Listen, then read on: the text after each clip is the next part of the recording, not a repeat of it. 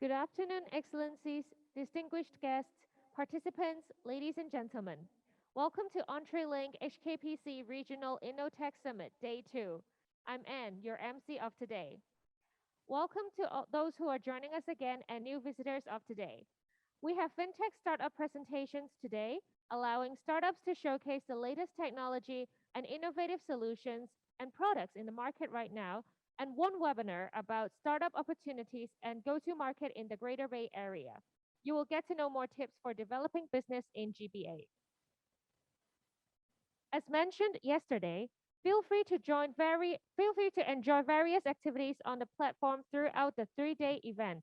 You can visit the exhibition halls, which showcases the achievements and solutions of each startup, recent activities of partners and corporates. Startups can also look for clients, explore business opportunities or partnerships locally and regionally, and consult professionals at eClinics by using the meeting scheduling function. Other visitors can also enjoy the chat rooms and network with different parties. Without further ado, let's begin our day. Our first session will be a FinTech startup presentation. It is a great time for startups to showcase their latest technology solutions. In the upcoming presentations, we have from local and regional FinTech startups. Each company has around 3 minutes for pitching and 5 minutes live at Q&A time. Then they will receive feedback from our corporate panelists. May I introduce our corporate panelists of today.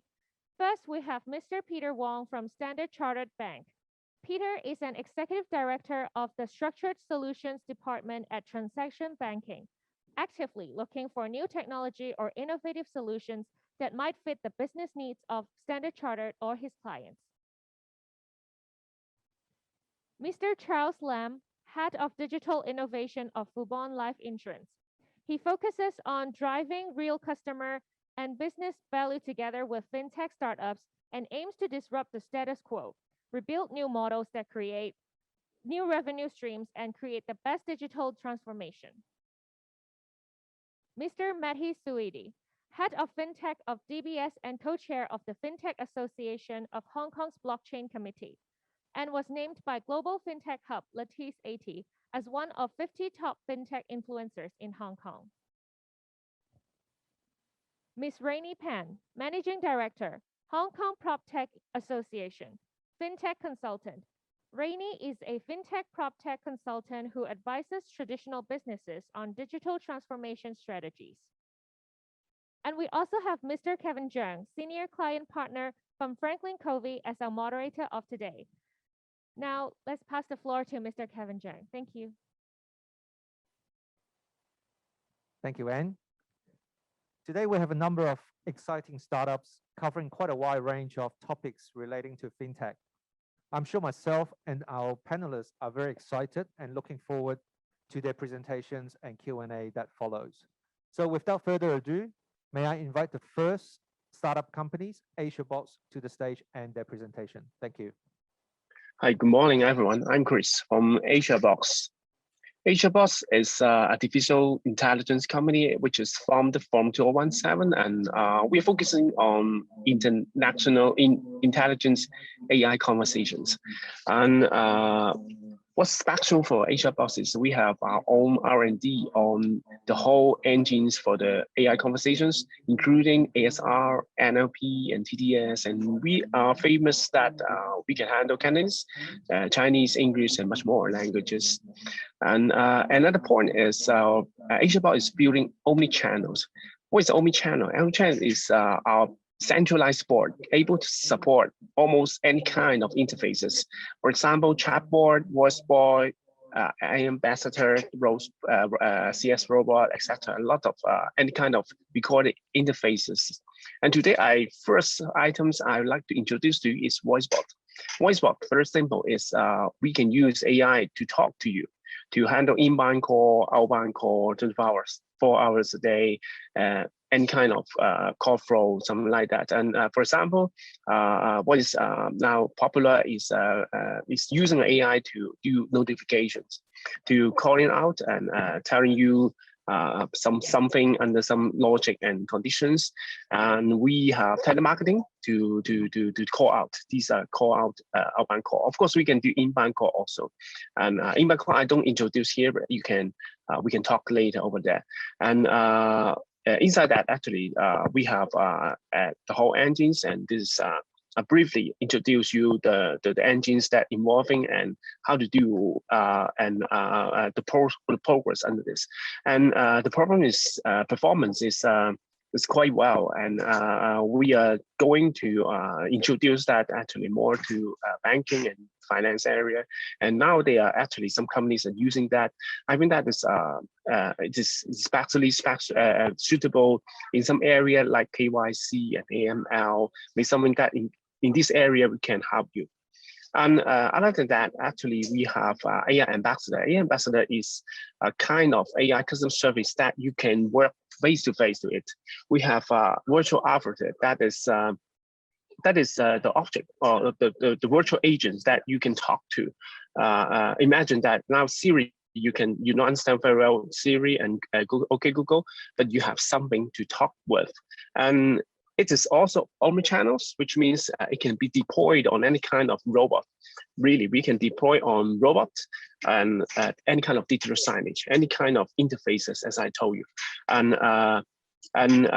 we have also already started to deploy in Hong Kong, also in as many areas, not only in banking and finance area, but also in retails, e-commerce, government, etc. A lot of places. And other than that, actually, in finance area, I'd like to also introduce AI Ambassador into this because it is a kind of automation AI engine that can talk to your client and do a lot of stuff or things that you are delivering right now with your teller, with your bank teller managers. I think some of them, for example, is actually the KYC, such kind of Q&A or some flow basis conversation or tasks actually can be done by AI Ambassador. And of course, we have AI avatar that is in a cartoon way, and also we have digital human, which is more suitable in banking and finance area. And yeah, this is the way how she looks. And we have a lot of partners and clients that is we're working with, and in these few years that we start from chatbots, voicebot, ambassador, and we're lucky and happy that we get free prices in fintech areas last year, and so hope we can introduce our services to you. And we are AsiaBox, and this is our website address. You can get more information on that, asiabox.com, and we welcome to listen from you. And if you have any questions, please feel free to ask me. Thank you very much. Thank you very much, Chris. AI, automated speech recognition, and NLPs are definitely very popular topics these days. Just wondering, do we have any burning questions from our panelists? Let me ask you a first question. From a machine learning perspective, how much sample data or training data do you need before you can actually deploy your solution to an insurance company or a bank? Yeah, thanks for your question. Actually, these are common questions that are asked by many companies. Now, I cannot give you a very exact answer, but I can tell you is this: our technology actually has been progressed to a level that do not need a lot of data in order to work. Depends on where you want to deploy that. For example, if you want to deploy that on a retail way, which is answering some questions that which is very layman way, I can tell you actually, you don't need to extra to give us any data to train that. You will think about this, you're surprised about that. I can say really like that because now the technology has really improved it, and it has really reached certain amount of intelligence that it can already, our board, our NLP already can handle most of the questions in a layman way. However, only in the way that, for example, I need to answer you some specific questions which require or involve some domain languages, we need some input from you. That is the data you told. And normally we are asking for like 100 hours of voice record with labeling, something like that. It helps a lot for us to do the machine learning. Really depends on situation, but this is just give you some idea. Like this. Okay, thank you, Chris. I understand that Charles is online. Charles, do you have any questions you'd like to ask?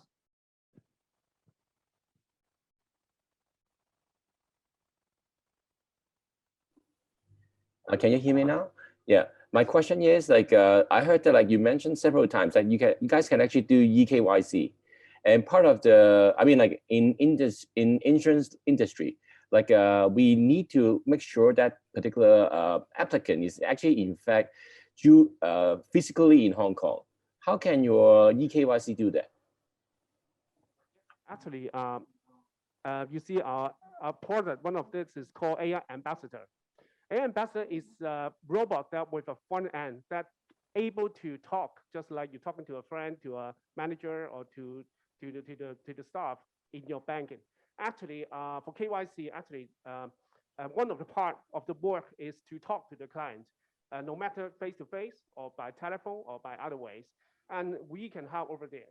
That our board can handle with a preset series of questions to gather the information from your client, which is now originally mostly is done by your managers and staff. I think this helps because our board can work 24 hours a day, and anytime, any day. And if sometimes you need it in urgent, I think the bot will even work better than human. Okay, thank you. Rainey, you have a question? Yeah, just have a quick question for you because the slides actually went through relatively fast. So when you mentioned about your natural language processing capabilities, how good do you think the current algorithm is working in terms of capturing sentiment? Let's say it's from my tone, my talking speed, and the words I use. Am I angry or am I happy? Things like that. But the reason I'm asking is I've seen applications on using such AI NLPs for debt collection, which saves a lot of human labor to a call center calling people chasing for money. But those are areas the other end could get emotional. So just out of curiosity, if you could explain briefly a bit more. Thank you. Thanks a lot. Thanks for your question. Yes. How can I say is now the NLP actually is handling the intent and meaning and the idea inside the conversation. What you mentioned is sentiment. Sentiment is another engine. We have that. And actually the sentiment engine, I think it just really, it just makes sense only when you hear the voice, because you know that when you're just typing something, actually, when you're happy, you're not saying, oh, I'm happy or something like that. It does not really work except on really phone call or voice. I can tell you that we have sentiment engines, not only in verbal, but also in voices. And but voices, actually, we need to collect more information, more data to train it to be better, because it really involves a lot of, especially when it involves different countries, because it is about social context. Because how you present your way, Japanese people and Hong Kong people, it is really having great difference. So what can I answer is this, I can understand very well the meaning, the conversation, but for sentiment, actually, there's room to improve. And it's the same for the world. Okay, thank you very much. I think we're just right on time. Thank you very much, Chris. Thank you. Thank you, our panelists, for the questions. The next startup I would like to invite is Fort Ninja. They will be doing their presentation online via Zoom. Please. Thank you, everyone. My name is Fang Ming, and I'm one of the co-founders at Fort Ninja. We run an e-fintech school. So one of the things that we've realized is that there's a lack of talent in e-fintech, and the problem with that is it's a $150 billion industry where we run this school completely free for our participants. We typically take about 100 applications per cohort. We've run this successfully 2 times already in the last year, and the participants come free of charge. They pay a $100 US as a deposit, which is refunded to them after the successful graduation. Our business model is based on a corporate sponsorship program where they come in, they could be bankers, they could be engineers, could be entrepreneurs who want to learn more about fintech, and that's where they come in. We have live classes throughout that 1 month period, and all of these is completely free, like I mentioned. Upon graduation, they will get a certification, of which there is a pitch at the end in week number 5, and we are guided by industry leaders from the cohort. In terms of the 1 month, what covers in the from 1 week to week number 5 is everything from payments, P2P lending, financing, robo advisory, cybersecurity, blockchain, so on and so forth. So this is to give you a bit of an idea on what we cover. In cohort number 1, these are the numbers in terms of our demographics. We've had a total of 15 countries represented, and the average hours for the students is about 12 hours per week. So it's quite intensive, and we cover everything from RegTech and compliance to entrepreneurship, blockchain, APIs, robo-advisory, so on and so forth. These are our selection of instructors. Again, these are industry leaders who know fintech at the fingertips and are practitioners of it. So we've got Kuan Yu from Fave, Colin from Morocco, Ruth from AWS, to name a few. These are some of the other ones. And right at the bottom, you can see Paul, Jasmine, and Danny, our advisory board, our original crew, and eventually we've expanded on that as well. In terms of our second cohort in the numbers, we run it 2 times a year. This is the one from November to December. Moving on, these are our instructors for the second cohort. What our participants have to say, these are seasoned bankers that we bring in. Joyce is, for example, an engineer in the oil and gas sector, and Gloria is a Hong Kong person based in Canada, and here are some of the other people.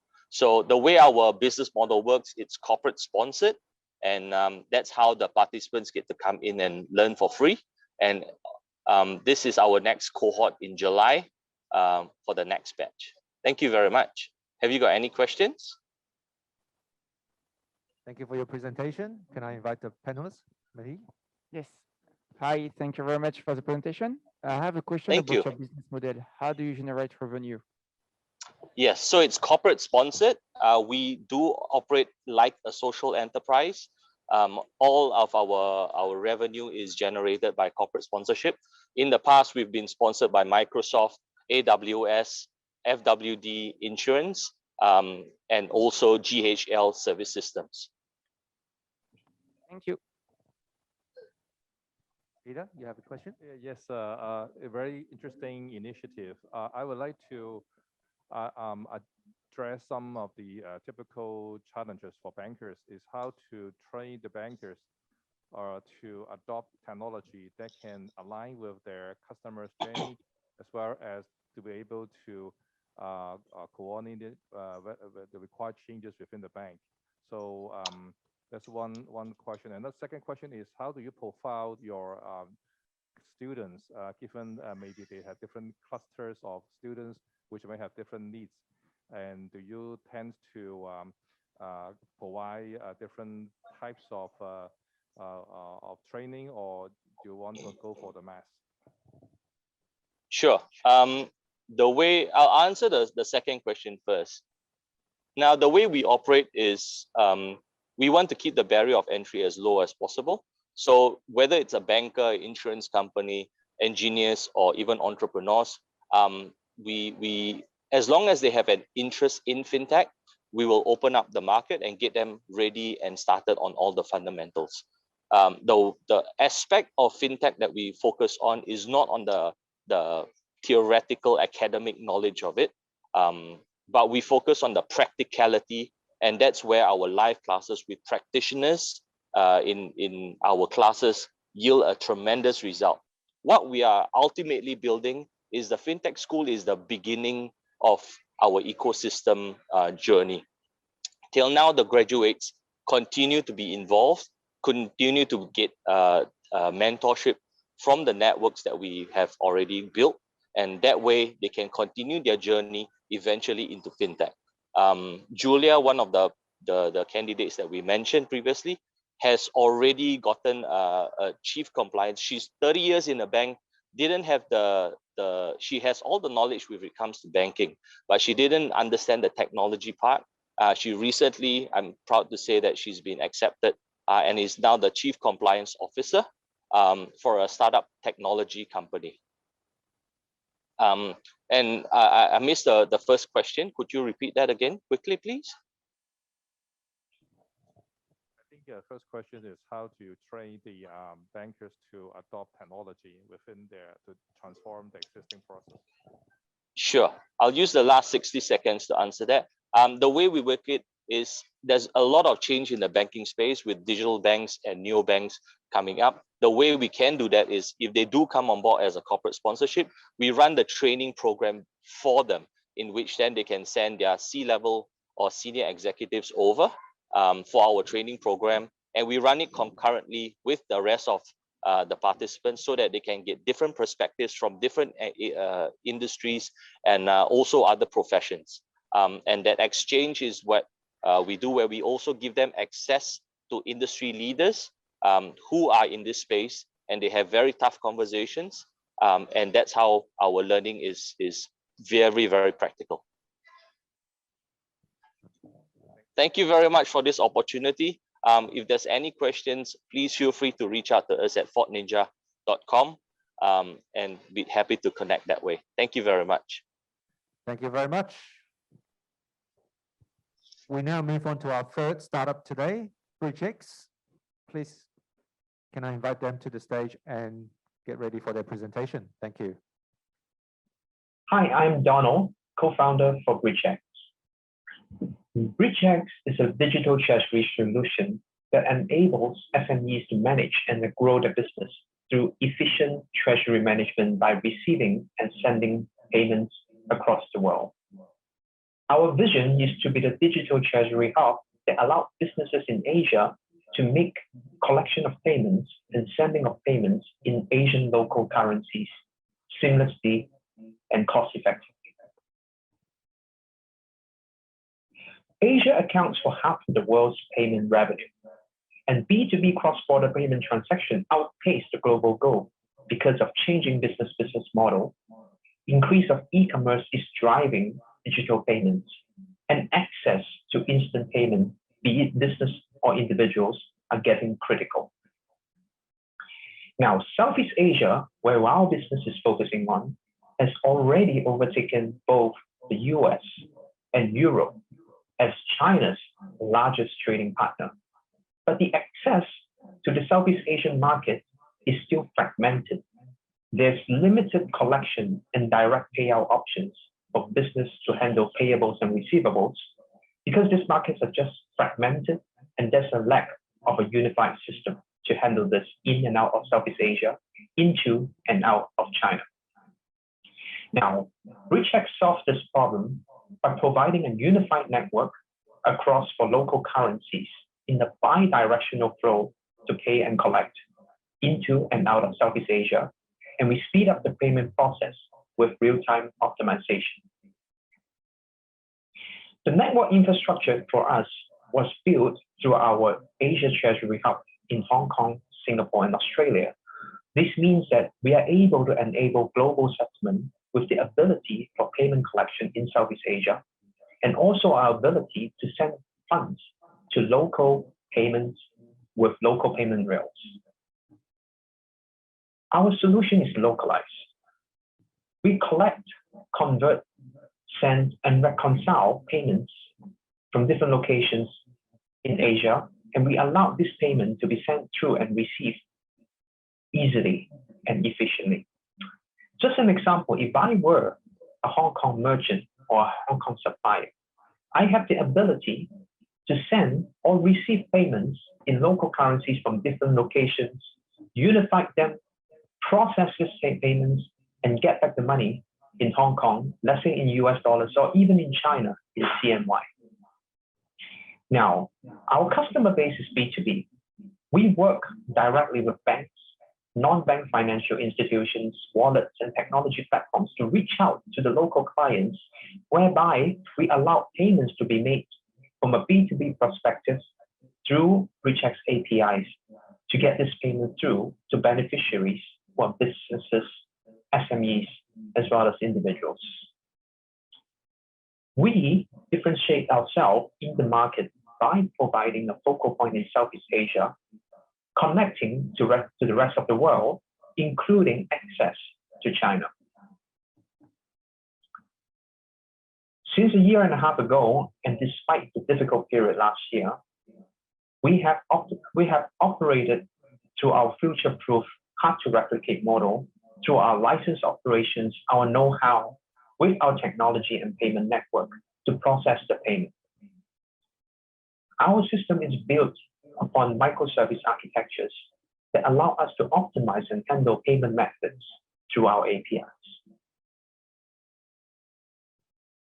We aim to grow our business from this year into the next 2 years beyond 100 million in transaction volume, and this is built through our partnerships and through our B2B approach with the banks, non-bank financial institutions, with business and enterprises into different geography and networks. Thank you, and this is the team, including myself, to be with all of you here today to discuss further about our solution offering as an intra-Asia treasury solution. Thank you. Thank you very much, Donald and BridgeX for your presentation. Do we have any questions from our panelists? Mehdi? Yes. Hi, thank you very much for the presentation. So I would like to see how you differentiate yourself compared to companies like Stripe or Airwallex, but also how you compete with network like Visa Network or Mastercard Network. Thank you. Yeah, so I would say overall, if you ask me directly, payment is a very competitive space.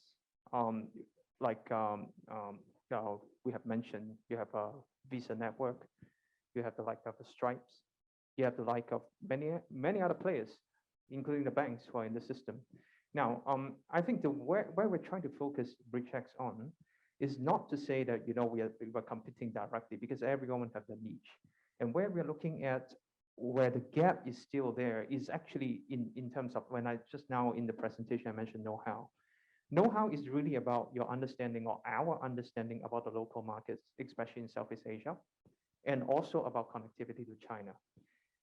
You'll be interested to know that even some of the Southeast Asian banks, when we approach them, it turns out to be that we wanted the services. But on the other hand, they themselves actually are requiring services that connect the banks to make, let's say, for example, business payments to China. So what I'm trying to say here is that our differentiation as compared to, for example, on the Stripe, we actually classify them as a partner because they are the payment gateway. They are the C2B or consumer to merchant side with a lot of different payment methods. But on our side is really about intra-Asia settlement. This is where we come into play. And depending on the channel, when we say we optimize, it's not just about the FX and the liquidity.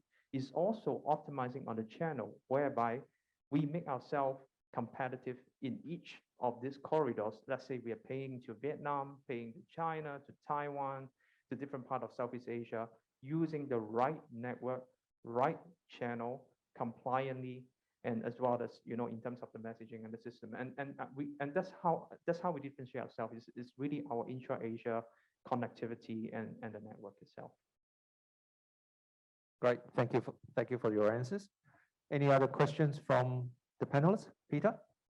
Yes, good presentation. I want to ask what types of industries will be your initial focus, which are considered your sweet spot? Because this is, as you said, it's a very big market. And do you see different segments have different requirements? This is very true. So in the journey that I have gone through, whether it's fintech or with startups, we took what we call a more B2B approach, whether it's on the transaction itself, that's more B2B in terms of supplier payment, in terms of overseas offshore worker salary, and so on and so forth. Mainly because we know that from our experience, from failing, from let's say, obviously losing money, is that when we as a startup at this day and age, that if we are in the competitive space and we go directly to consumer segment, is something that I don't think that is viable for us. But where we add value is the B2B type of approach, transaction with other technology solutions and platform to locations or from locations whereby even where we see certain type of financial institutions are also relying on our services. So overall, our client segment will be the enterprise level segment, non-bank financial institutions, or some of the banks, not everyone, as well as the what I call the HR, as well as the accounting side of things. I mean, this is where we focus ourselves on. Thank you. Excellent. I have one question. What kind of security have you put in to your solution or in your architecture to make sure that, because there's so much payments going through your platform, so what kind of securities do you have in place?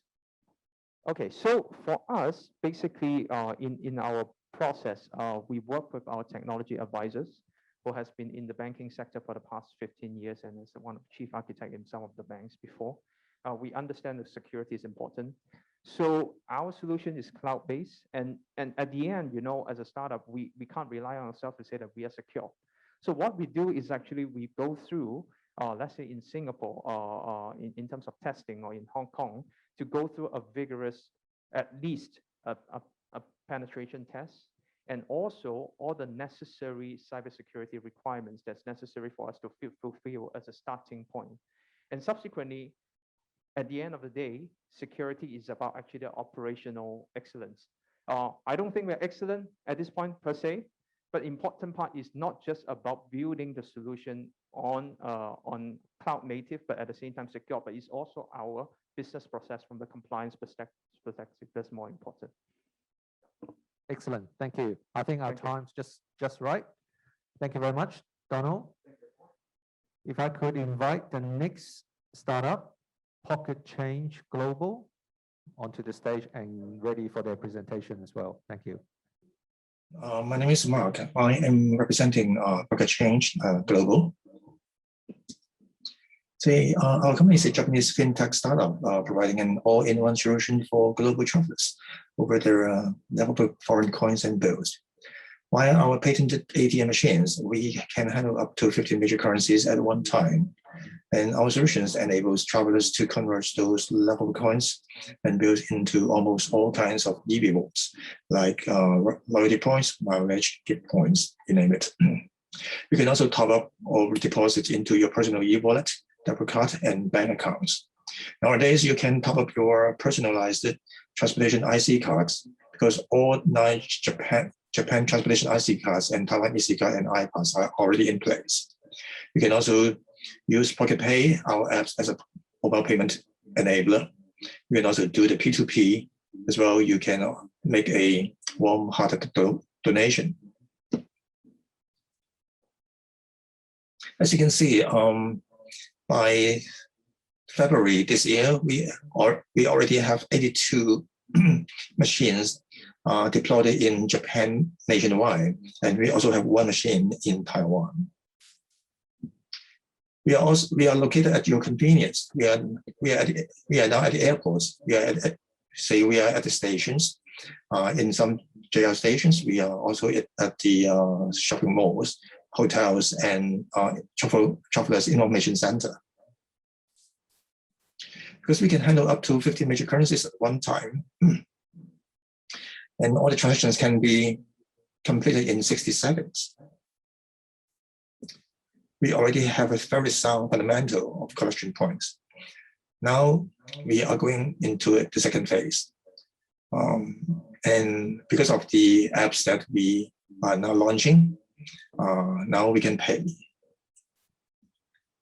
Our Pocket Pay apps, which we have gone through a lot of the complete product test in the Japan domestic market. We have been working with individuals and businesses as their payment vehicle. And these are all the companies and prefectures that's working with us. They are also making use of their tokens and e-wallets to revitalize their community in during the COVID-19 period. While at the same time, we are also working with a platform to support the projects for the restaurants. Can help the restaurants to digitize their with the focus on our app, Pocket Pay. You can use the app to browse the menu with the app. You can make your reservation, you can place your order, you can arrange your order for delivery, and you can pay your order with Pocket Pay. Once the travels resume, there will be more utilization for the global travelers. As you can see, we have already integrated with all the Japanese transportation IC cards and the Taiwan IC cards. And we are targeting to acquire more. In Hong Kong, we are talking to Octopus. In Singapore, we are talking to Satlink. And in London, we are talking to Oystercard. We are also talking to Visa and Master regarding the integration of their virtual debit card. We're also talking to some banks using their open API and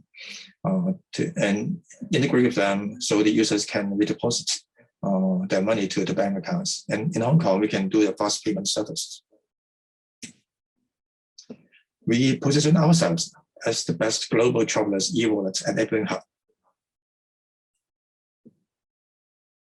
Moreover, we are acquiring more e-rewards, e-coupons, loyalty points, and we have recently signed an exclusive agreement with Don Don Donki in Japan and Taiwan. Nowadays, you can make use of your mobile number. Either you are from Canada or Singapore or Taiwan or Korea. You can just make use of the number and register with our app. Just give you some idea about our background, and you can see, JR East startup is also our shareholder. That's the end for my presentation. Thank you very much. Thank you very much, Mark, and your presentation. Do we have any questions from our panelists? Yes, Manny? Hi, thank you very much for the presentation. So I have two questions. My first question was, what is your initial business model? And the second one would be how the COVID-19 impact your business model and you make current change on it. Thank you. Can you repeat that first? Yeah. What is your business model or initial business model? How you make revenue? How you generate fees? Okay. We have three revenue models. One is actually from the foreign exchange, because we are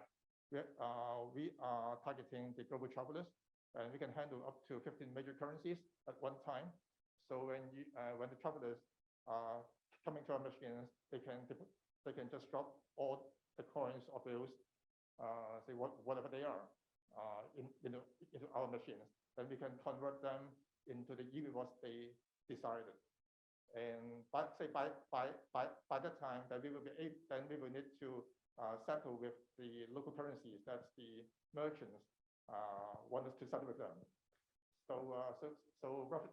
One of the major revenue model is from the foreign exchange, and the second one will be on the advertising. So because we have a panel, an LED panel on top of our machine. So all the merchants or all the sponsors will be able to post their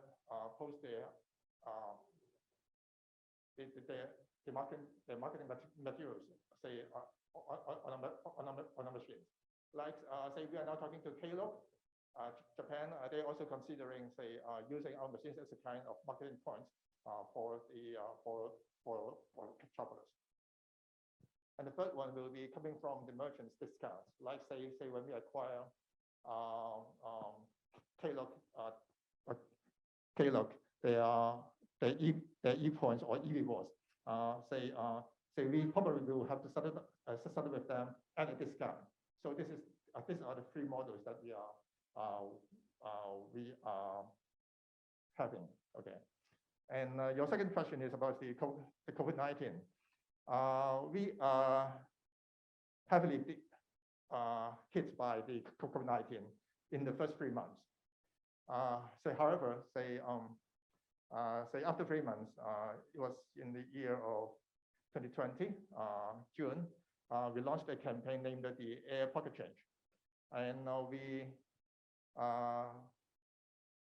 it is to our surprise that we receive a lot of the Japanese people. They are sending their coins and bills, whereas I guess they travel a lot, in their lifetimes, and they send us all the monies to us, and we convert those monies to their e-coupons for them. So we lost 70% in the beginning, and after that, we pick up another 60%.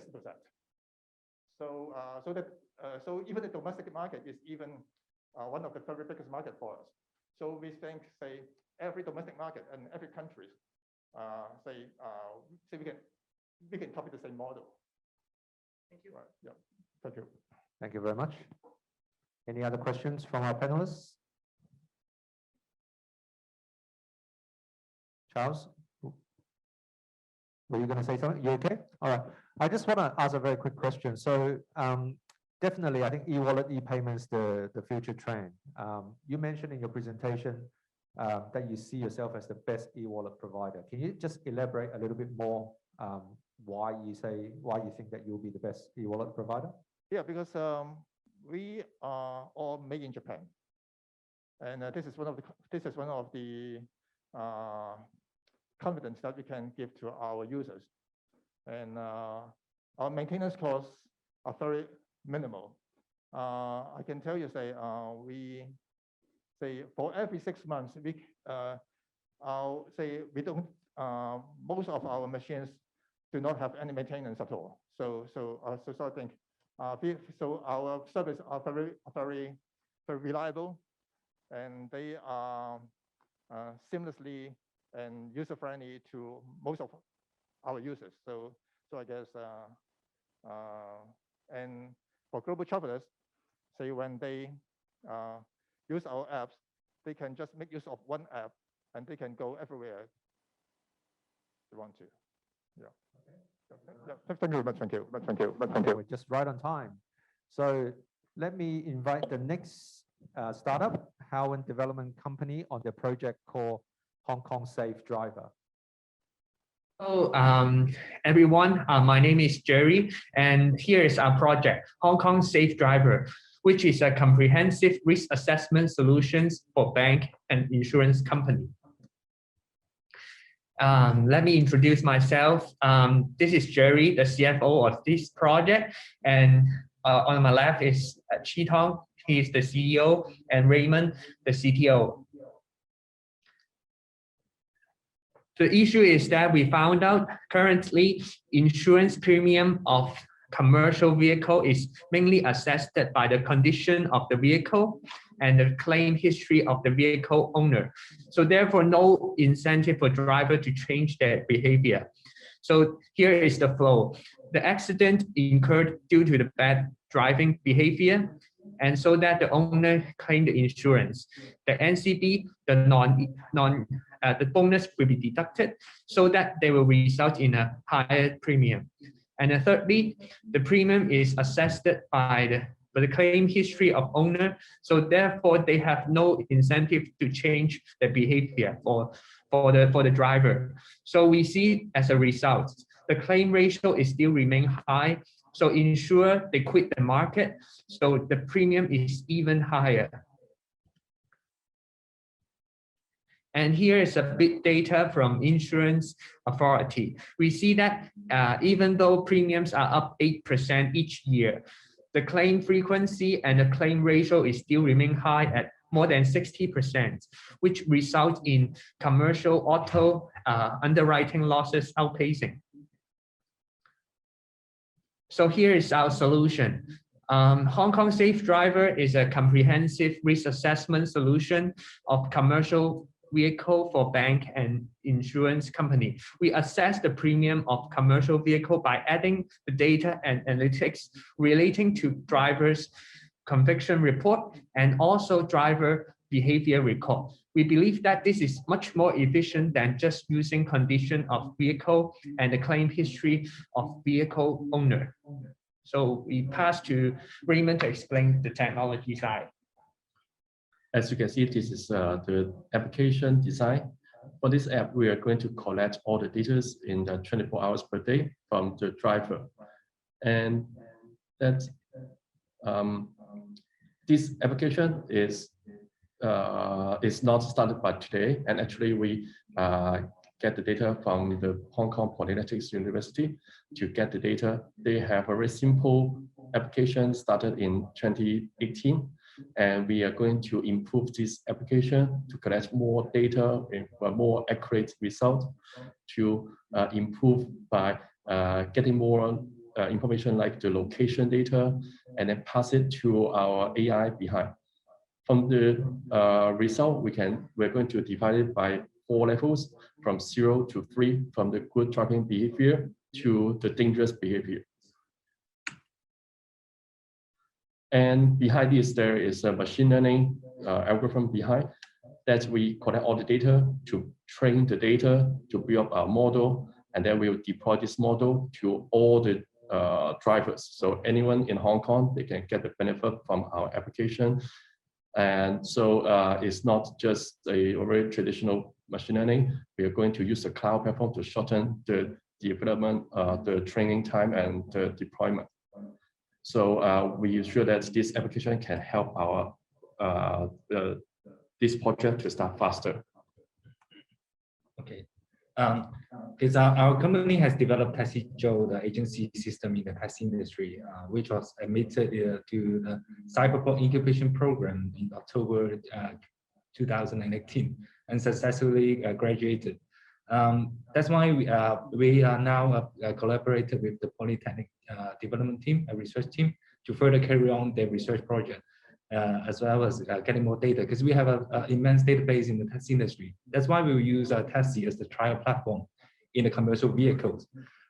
We have knowledge and experience and network to use taxi as trial platform. So for Hong Kong Safe Driver. With that, we will bring benefit to the CV industry, CV owner. Commercial vehicle will enjoy lower insurance premium, and the passenger will have enjoy a safer trip. Insurance company will have a profit to take arbitrage due to a CV high premium and lower risk with safe driver policy, fast and real-time underwriting progress as well. Bank institution will have lower default risk of CV loan borrowed from bank due to lower operating expenses, safer driving behavior. Apart from all this, we open up to further collaboration and any ideas like any FI will be able to use our data, our model, and our algorithm to further collaborate in any kind of direction. We are very open to that. So thank you very much for listening. That's all for our presentation. Thank you very much for your presentation. Do we have any questions from our panels? Mahi? Hi, thank you very much for the presentation. I would like to understand if your application will be a marketplace to subscribe to insurance for drivers or not, because understood you can catch the data, but from the application, what can we do? If I'm a driver, can I subscribe directly to insurance, or can you monitor my data to know if I'm a good driver and have a better premium or not? This will be my first question. Thank you. So actually, our application can be applied to both private owner and also insurance company as well. But what we are trying to do in the first step, but we're open to that as well, because we have a more control power to the fleet for commercial vehicles. Say if you're a fleet manager, so you're the boss, so you can install in your own vehicle. But for private owners, they definitely can do it, because we are trying to have set up this model as an incentive, as an reward for the insurance premium for them to install the devices on their own car. So yeah, elaborate a little bit on one point. We are not trying to penalize on the driver, but we are trying to reward to the good drivers. So if they are using our apps and the drivers can know their driving behavior, so what they can improve on what time, on which place, because we have GPS location data. So on which point they are driving badly, so they can learn from the mistake. And then at the same time, if you are improving, so we are trying to collaborate with insurance company if they are install the app, and then if they driving good, so they will have some lifestyle reward like free tickets or free movie tickets, or maybe some oil station discount. So such things, I think, is more potential to work with insurance company. Also, Chi Tong mentioned that the fleet manager.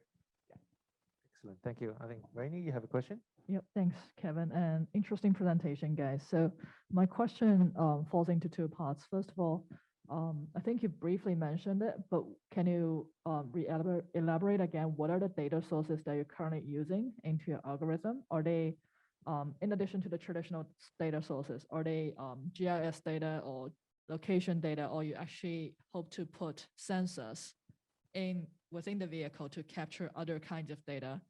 That is one. And the second part I actually just thought about when you mentioning about the driver's locations of their driving behaviors, and it's more or less a brainstorming idea.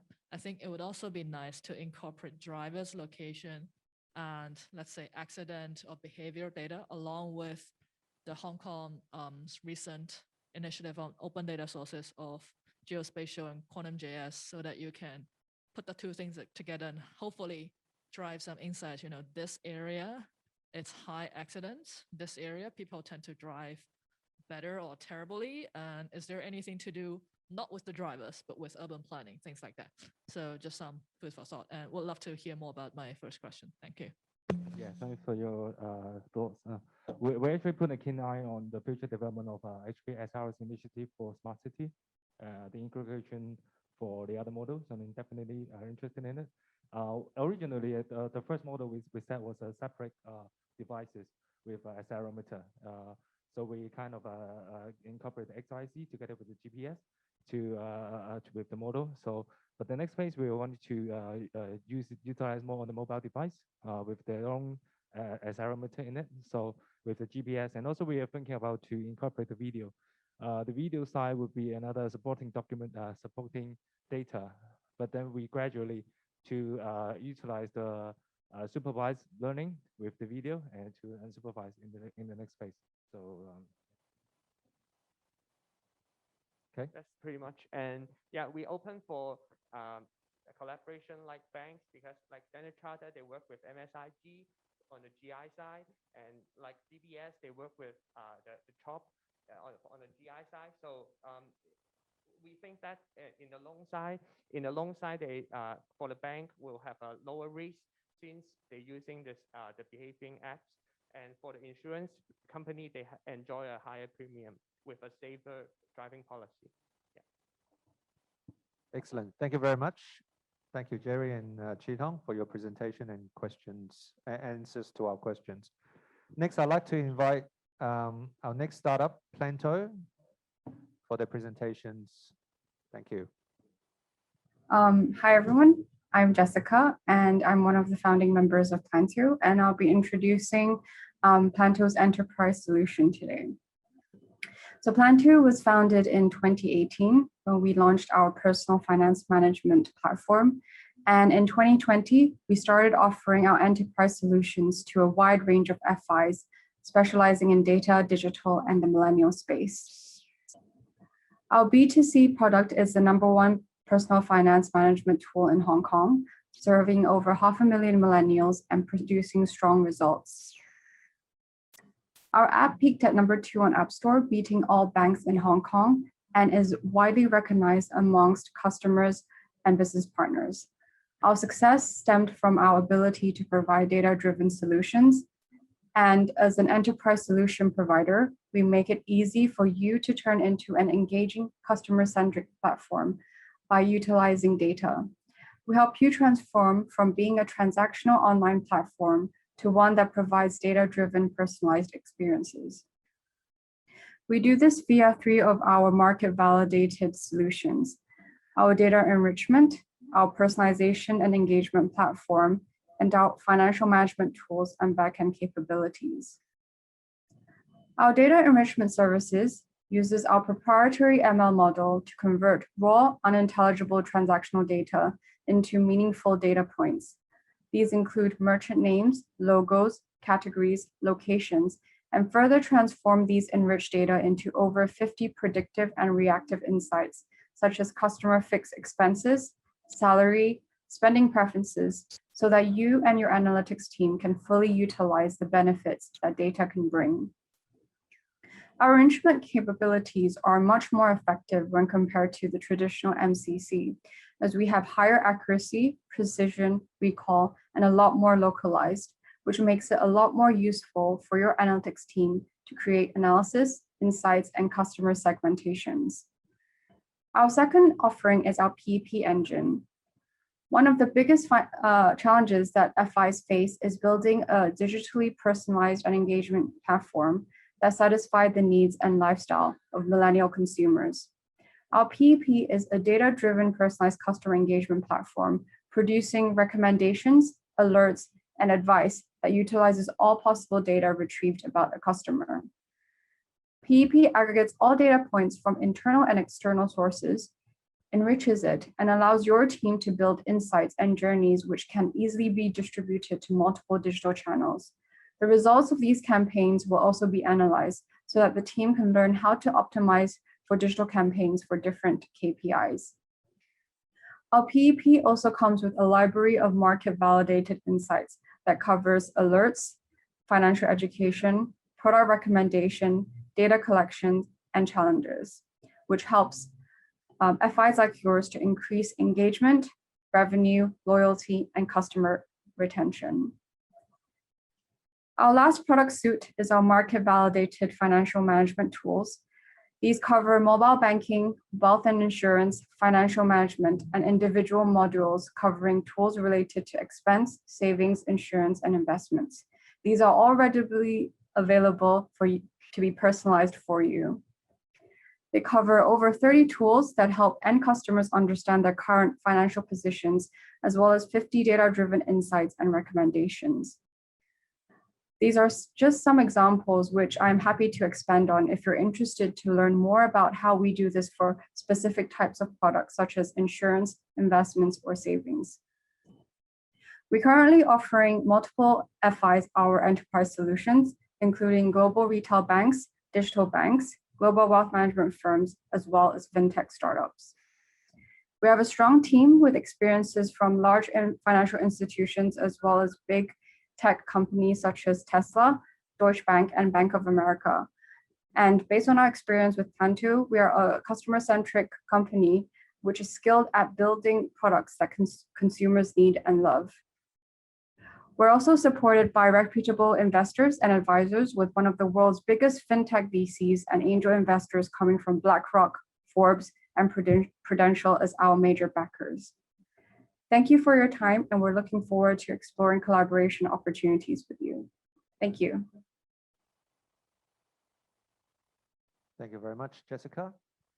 Do we have any questions from our panelists? Hi, Jessica. Thank you very much.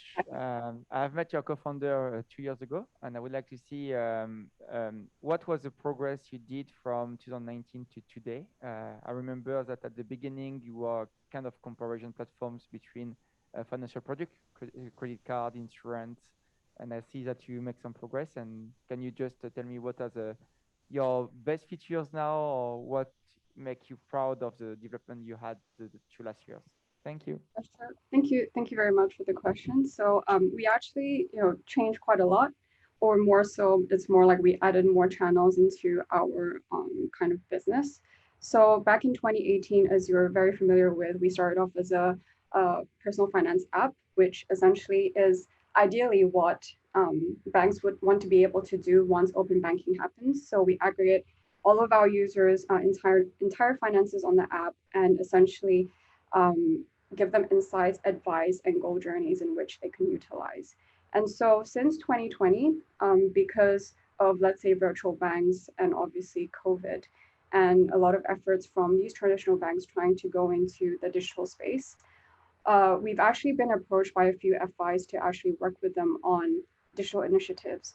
So the digital initiatives are the ones that I kind of mentioned in the presentation as well. So to do with data, like front-end personal finance tool and engagement platform. So since 2020, our business has been split into two. One is to the B2C end, where essentially our core personal finance management product is, and then our B2B end, where we utilize our experience as a B2C, PFM kind of expert to actually expand this opportunity for financial institutions as well. Thank you. Thank you. Excellent. Rainy, you have a question? Sure. Actually, first of all, it's a comment. I am a happy user of Planto, so. Oh, thank you. It's definitely one of my most frequently visited apps, at least used to. So yeah, I think there are a lot of great digital integration as well as data analytics. I guess just to follow up on his question is are you, in terms of your vision for the future, are you planning to be someone more like Robinhood to have your own licensed entity and distribution revenue model channels, or more toward a sort of the enabler for institutions on the B2B side? And the other, just out of curiosity, how's the overall cybersecurity thing has been improved over the past, let's say, a year-ish? Because there were obviously concerns around you are integrating so much data, and I think a lot of people really love the app, but at the meantime, they're also concerned about data security and privacy. Thank you. Thank you for the question. So regarding your first part, our long-term vision. So obviously it will be great to always try to be like Robinhood and everything, but I think for us, what is kind of really important is understanding what the market needs right now. And what the market actually needs right now is for us to be an enabler to help or assist with what our expertise is, financial institutions who kind of need our kind of services to actually improve their own digital experience as well. I mean, and that's where our expertise is, especially when it comes down to open banking. So we've been speaking to quite a few FIs around this, on phase 3 as well as phase 4 as well, how, aggregation works, what value they can give, and what kind of front end solutions is ideal for their end customers. So that's kind of our, I would say, 5-year plan, so medium-term plan. But the market always changes. So long-term wise, it's hard to say. But for us, it's always about problem and solution in the market. Regarding cybersecurity, so for us, we understand, like ever since in the beginning, there's a lot of concern around, let's say, our aggregation technology. We're not, we're not a HKMA monitored entity. So there's a lot of concerns with that. So we've invested a lot of things into ensuring our users that when they use our app, it's secure. So in the beginning, we have cyber insurance. We also have third parties coming in as a security auditor to audit our app every 6 months. And we're always talking to HKMA as well as our users to understand how we can actually address any concerns that end consumers have and try our best within whatever means we can to address that. Thank you very much, Jessica. I think our time is just up. So thanks very much you. for your time today. Questions. And thank you, our panelists, for the questions. Our last startup, Parami Company Limited, because Derek cannot make it to this venue today due to some unexpected event, we will still play the video so that our audience online can have a look at his business and his presentation. And if there's any questions afterwards, feel free to get in touch with Derek. So thank you. Let's watch the video. Hi, everyone. I'm Derek from Parami. We do robotic intelligence solutions for business. Let's talk about our brand. Our brand Parami means the place of wisdom. We have got 50 customers now, and we have completed numerous projects for commercial, public sectors, and NGOs. Our current product is a robo-advisor. It is called RA. So I'm sure you already know what is RA. It is a virtual wealth management agent, which deals with customer profiling, asset allocation, trade execution, etc., etc. RA has been very successful and already booming in the United States and other Western countries. However, in Hong Kong, it is still rising. But the reports show that the trend is very good and it is going to boom in this year and next year. Let's take a look at our robo-advisor solution. Our robo-advisor is different to other advisors. We usually only do the support part.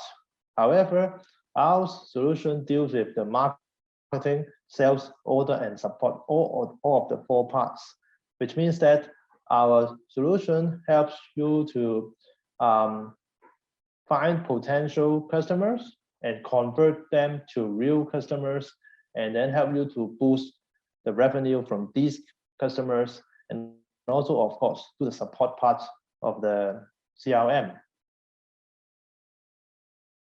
Talking about the features of the wealth management, of course, we have got the wealth management recommendation for the asset allocation. We have got the risk control using the risk model. We have got identification. We have got smart customer service. And of course, we have got the regulation technology. Our system can do assessments for the customer service communications. So why do you choose Paramit? What is our competitive advantages? We have got Asenga AI, which is a self-developed natural language processing technology. We target on Cantonese, English, and Chinese. This allows, because we are not using third-party services like Google or Microsoft, this allows fine-tuning on your request. And the second technology is the Para AI, which is a business intelligence system or mechanism that allows the intelligence and the insight to accumulate when more data is input into the system. This allows a better accuracy and the preciseness when times go on. As a matter of fact, we already have a lot of the fintech companies, customers using our robo-advisors. Here are 2 examples. The left one is the insurance chatbot, and the right one is the investment chatbot. So they are already available for use now. So if you're looking for the robo-advisor, please contact us. Thank you very much. Thank you, Derek, for your presentation. As I mentioned, if anybody is online who's interested, please get in touch with Derek directly. So today, that brings us to the end of our session on FinTech. So we heard a lot about various topics ranging from AI, speech recognition, safe driving program, e-wallet, or as latest as robo-advisory. So I was just wondering, just to wrap up today's session, I'd like to invite our panelists perhaps to say 2 things. One is, what is your key takeaway today after listening to all the presentations today? And also, what would be one key advice you can give to our startup owners based on your role, your company, or your industry? So would you like to go first? Ladies first. Rainey? Sure. Thank you, Kevin. I think there are definitely a lot of interesting presentations. And I guess the key takeaway for me will be a lot of innovations are happening, and there are, interesting ideas all over the place. And really nowadays, technology doesn't have to be rocket science. It's more around the application into the industry, so that it is an enabler that, efficiency or productivity for that specific industry can be improved.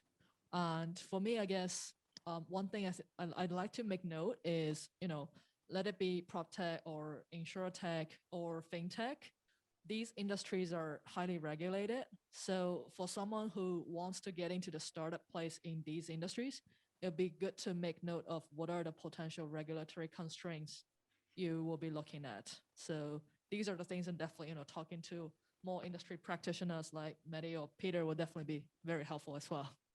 Yep. Thank you, Rainey. Mehdi? Thank you very much for all the presentation. It was really interesting to see that kind of diverse profile of companies today. One of the things I would like to share with everyone is, so my job is to look at partnerships on a B2B side. So with all the companies who can help us to leverage on APIs, also co-create solutions together. And what is interesting for us is to look at the data. the data you can capture from the market, how big is the market that you are looking, what is the opportunity, and what can you bring as a business. So business model is always interesting to take a look for companies like us, and also to see how you make revenue, because we're not here to work with companies. They are not willed to exist in 1 or 2 years or 3 years, but they want to generate revenue. So it's something it's really important to share, I think, with the data of the market, obviously, that we can understand as well. Thank you. Thank you, Manny. Peter. First of all, I'd like to thank you, the organizers, for inviting me to join this panel, which I think is extremely rewarding.